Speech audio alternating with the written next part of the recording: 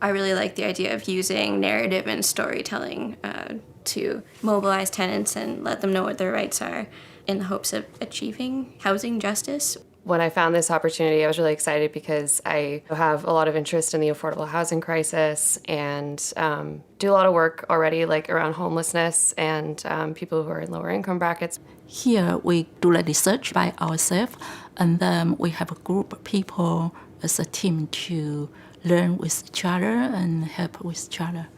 Many things you cannot learn from your book or you cannot learn from at home. It's also been wonderful meeting everyone who, like all the mentees, and connecting with people who have different experiences of housing and renting in this city, making some other friendships and like collaborating with new people. Going through these processes to try to sort of find what it is that we want to cover in the mentorship. And I also learned the situation of housing. And I do research, I interview people.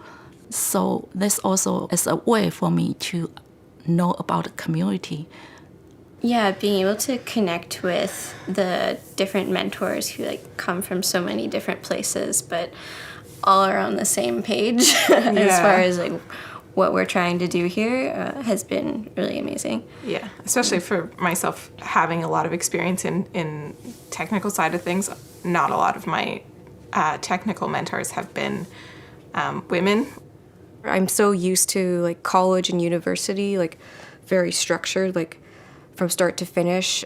I'm not quite used to something that isn't so like, all right, so here's an assignment, this is what you're doing, now do it. I do very well with like structure and direction, and not having that was both like liberating and frustrating at first, but I think the experience became that much more valuable because it was left a little bit open.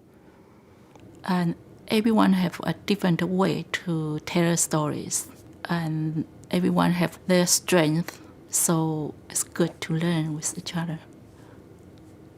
I do a lot of like freelance writing on the side. I guess I didn't expect a storytelling format to feel so different when handled through like a soundscape, essentially, as opposed to through writing.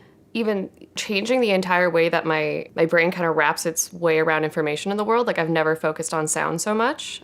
I'm not used to creating stories that are meant to be translated to audio. So one thing that challenged me was really exciting once I kind of was able to wrap my head around it was using other pieces of audio besides interviews and speech to create a more full story and to like create texture to it. What I want to tell people, how I tell people this story. I wasn't expecting to go into such a creative area, and that's been pretty exciting because I thought it would be a lot more cut and dry, like housing policy, podcast production, we're done, you know. So I think getting the space to explore that a little bit more has been really cool. I think one of the coolest things was when Kim came in and did a workshop with us. That was a really creative workshop, which I feel like is often not included in technical skill-based and like software and gear-based workshops usually. At one point, Kimora had us draw a shape that for us sort of represented home, or our experiences with like the notion of home. So we were actually writing our feelings and like drawing with shapes our sense of home, or that sense of security that we get from a home, I guess. And they actually had us speaking and encouraged us to be playful with language. Yeah. Like practicing those different vocal skills, which like I wasn't really expecting and put me a little out of my comfort zone, but it was very cool. So that in itself as an assignment is very emotional and artistic and personal. And I guess I didn't really anticipate spending so much time at the beginning getting really in touch with the personal elements of what home and housing mean.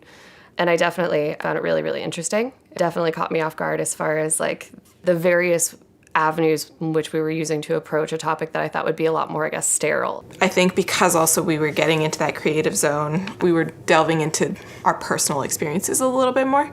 And so that made me realize that a lot of my perspective has shifted on housing since becoming pregnant. So I feel like I'm having a totally different conversation about housing than I was 8 months ago. And so that made me think, I want to like talk to other parents and see the impact of having kids on their housing situation and on what it means to be like have secure housing. And I don't think I would have gotten there if we didn't do that like poetry writing and sort of visual drawing exercise. I am primarily a writer, and I don't do a lot of creative writing. So to go through the process where it's creative and fairly open, I ended up throwing out multiple ideas. So that's one thing I learned. Let yourself go where the mentors and the conversations are taking you, which is what led me to be more interested in policy around renovictions and demevictions, which I wasn't expecting to want to talk about specifically. And then to actually have mentors come back and check in and ask everybody about what their story was that they were working on, it gave really fully like integrating the creative side into the workshop that I haven't had much experience with that either. Usually it's like, here's the gear, this is what we're doing, here's the project, but to really like feel the creative side being fostered also.